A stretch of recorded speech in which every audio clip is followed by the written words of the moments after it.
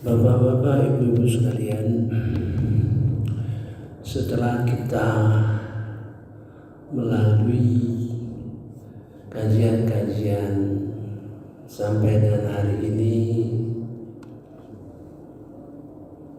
16 rekaman, kita sudah melihat bagaimana hubungan antara yang memimpin dan yang dipimpin, dalam arti hubungan antara yang lemah dengan yang kuat, antara hubungan yang menganggap orang lemah dengan yang kuat, hubungan antara pemimpin dengan yang dipimpin yang mengakibatkan penyesalan, hubungan antara pemimpin yang pada akhirnya dia melepaskan diri, ya, dan sebagainya kita sudah lalui. Kemudian di dalam Al-Quran terbentang kemungkinan munculnya pemimpin, bisa dari raja, bisa dari pemimpin dalam arti imam, bisa dalam arti wali, pemimpin. Itu menunjukkan bahwa kemungkinan itu yang kita hadapi, ya. Apakah kita di masa itu muncul pemimpin yang disebut raja, apa yang disebut dengan dalam kelompok yang lebih kecil wali, ada pemimpin kepala negara. Itu menunjukkan bahwa umat Islam harus siap dalam situasi bagaimanapun. Kemudian dalam hadis Rasulullah SAW ada hubungan antara masyarakat yang dipimpin dengan pemimpin. Pemimpin yang terpilih tergantung masyarakatnya. Sebenarnya hadis ini merupakan summary dari keseluruhan ayat-ayat dalam kepemimpinan. Sudah pasti kalau kita mengharapkan suatu masyarakat yang memilih pemimpinnya atas dasar keimanan, ya, apabila kita mengharapkan suatu masyarakat yang memilih kepimpinannya berdasarkan ilmu agama, maka itu tugas daripada pendakwah untuk menciptakan masyarakat seperti itu. Ya, jadi kelihatan variabel-variabel yang akan mempengaruhi kita. Satu, hubungan kita antara pemimpin dengan yang dipimpin. Yang sederhana saja, yang lemah dengan yang kuat, yaitu hubungan keseharian. Bisa saja kita mempunyai pembantu rumah tangga, ya, kita sebagai majikan, itu menunjukkan hubungan antara yang lemah dengan yang kuat. Hati-hati, ya. Kemudian Allah memutuskan untuk memilih pemimpin tergantung masyarakat. Kemudian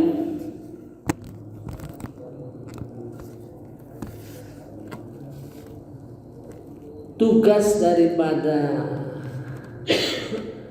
yang mempengaruhi masyarakat adalah dai, para dai, ya. Nah, itulah gambaran. Nah, sekarang yang menguatkan jiwa kita, ini yang pegangan kita, ya. Bisa kita hidup dalam membangun ketakwaan dalam situasi negara yang kacau, ya. Bisa kita membangun ketakwaan di dalam keadaan perang. Bisa kita membangun ketakwaan dalam penderitaan yang luar biasa.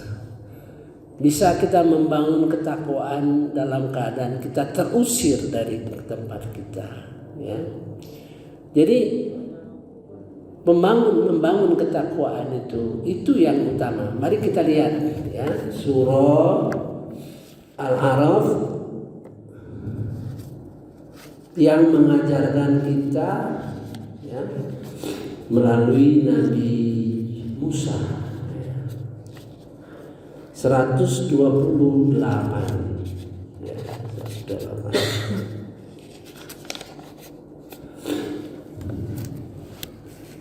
A'udzubillahi minasyaitonirrajim. Bismillahirrahmanirrahim.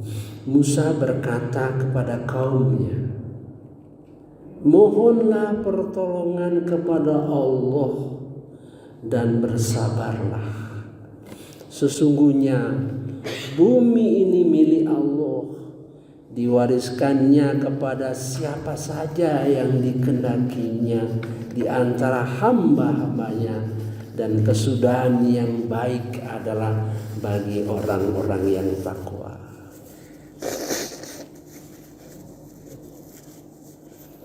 Pesan ini terjadi pada zaman Nabi Musa, kan?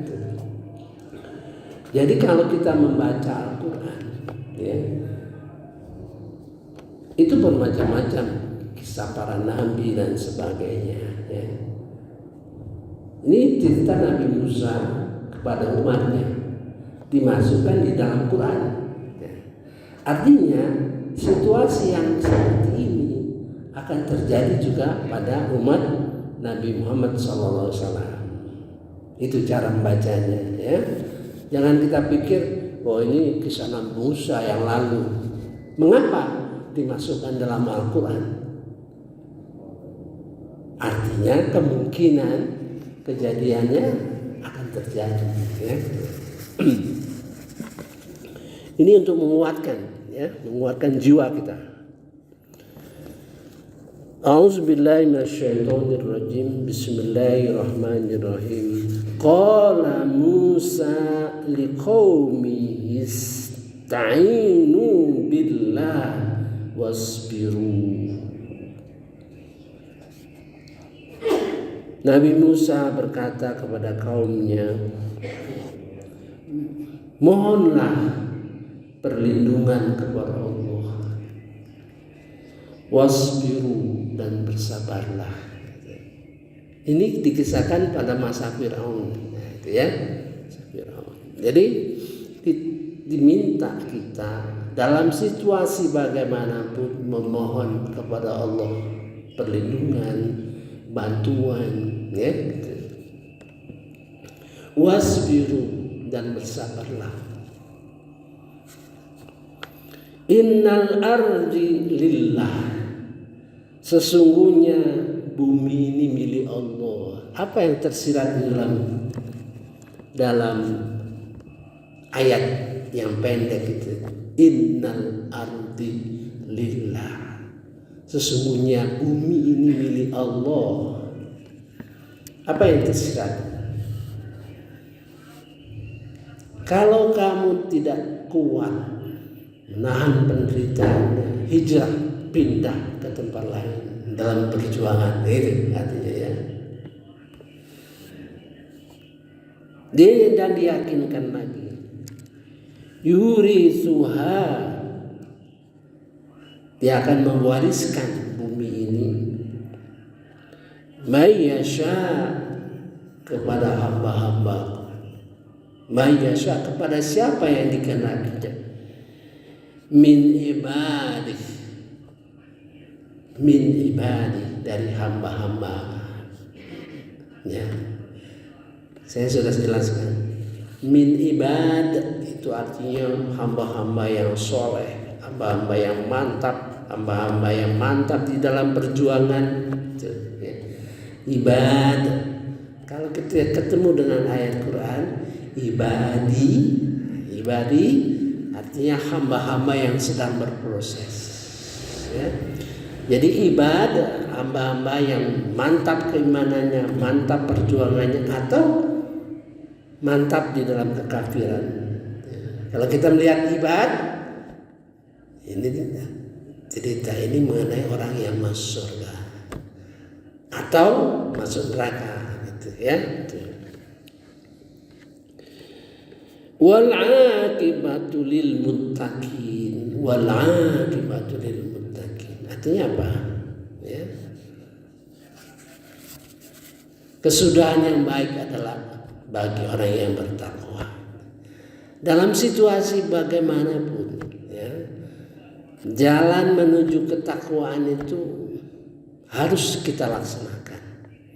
Dalam situasi perang, dalam situasi damai, dalam situasi kita ditindas, dalam situasi penduduk agama Islam terusir, dalam situasi kita ditekan,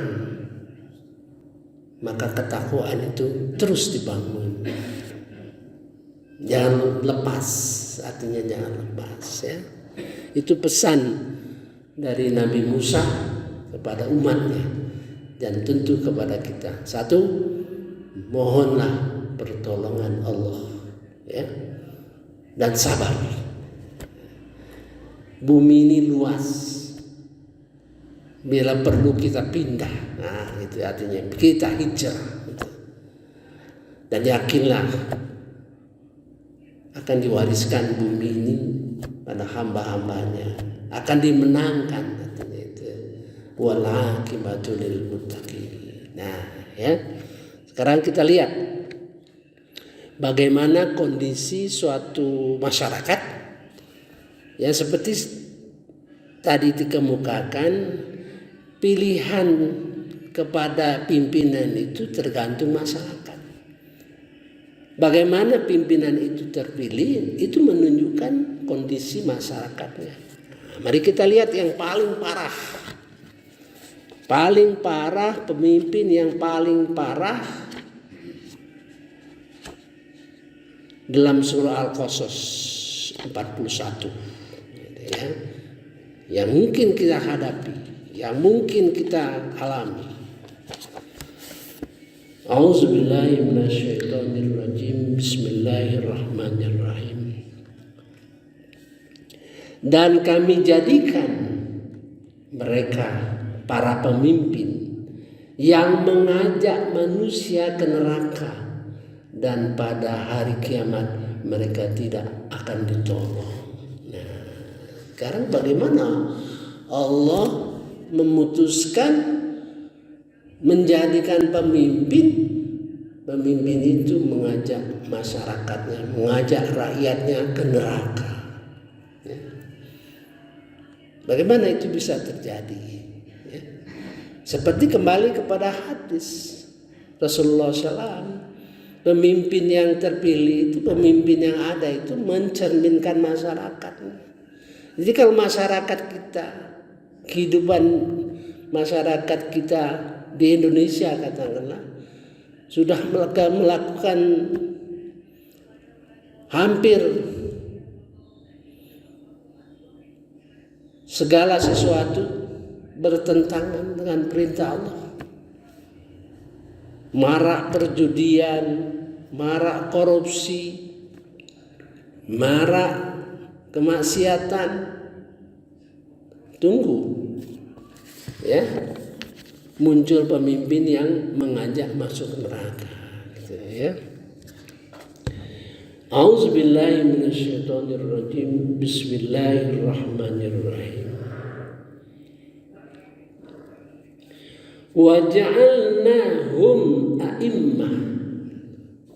Kami jadikan mereka pemimpin-pemimpin. Yad'una ilan nar, yang mengajak mereka ke neraka. Wa yaumal qiyamah, pada hari kiamat nanti, la yunsur, tidak ada penolong, tidak ada. Mungkin, ya, mungkin terjadi, ya, mudah-mudahan tidak, ya. Kita lanjut. kalau kita menghadapi pemimpin seperti itu, ya, maka penderitaan akan terjadi setelah pemimpin itu. Sudah pasti ada perlawanan, ya, antara hak dan batil. Batil dan hak tidak pernah bisa bersatu. Ya. Yang batil akan diupayakan oleh yang hak agar lenyap. Sudah pasti terjadi pertentangan satu sama lain. Nah, kita baca ayat selanjutnya. Dan kami susurkan laknat kepada mereka di dunia ini. Di dunia ini. Jadi laknat itu bisa kita lihat nanti.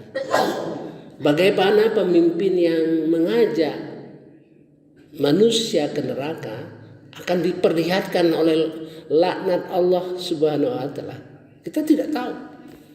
Bisa saja terjadi pecah perang, ya. Semua menderita, nah gitu. Laknat gitu, ya.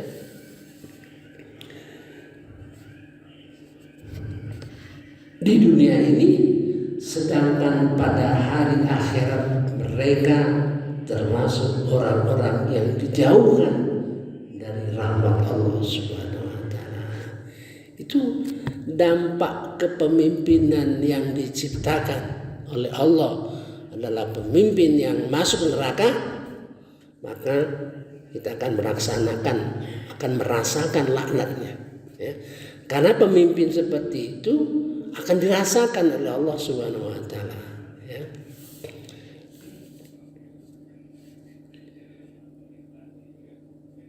Wa atba'nahum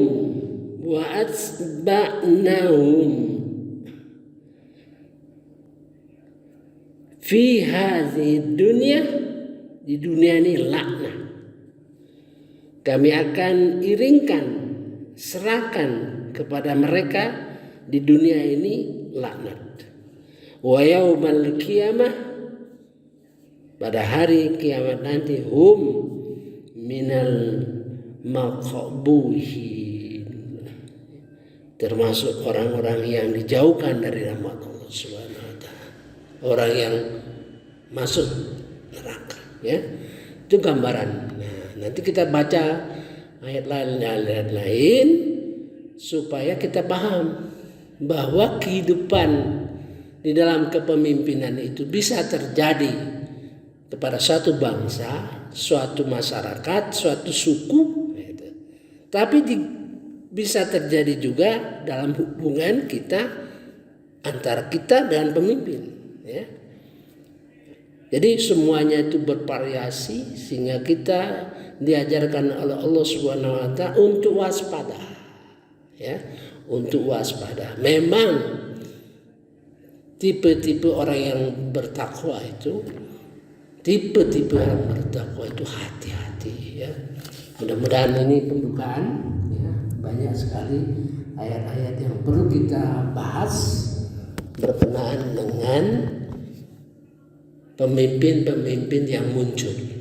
Ya, tapi saya tanamkan dulu pesan daripada Nabi Musa alaihissalam kepada umatnya. Tentu karena ini di dalam Quran merupakan pesan juga untuk disampaikan kepada umat Islam, ya, untuk selalu memohon pertolongan pada Allah, sabar, dan harus yakin bahwa bumi ini milik Allah. Dia akan mewariskan kepada hamba-hamba yang dipilih, ya, dan wal aqibatu lil muttaqin. Kesudahan yang baik adalah orang yang bertakwa. Itu, ya, kita bertakwa dalam situasi bagaimanapun. Nah, takwa itu, ya, tuntunannya Al-Quran, ya. Dzalikal kitabu la raiba fihi hudal lil muttaqin. Inilah kitab yang tidak ada keraguan lagi, petunjuk bagi orang takwa. Siapa itu orang bertakwa? Ini dasar pertama, ya.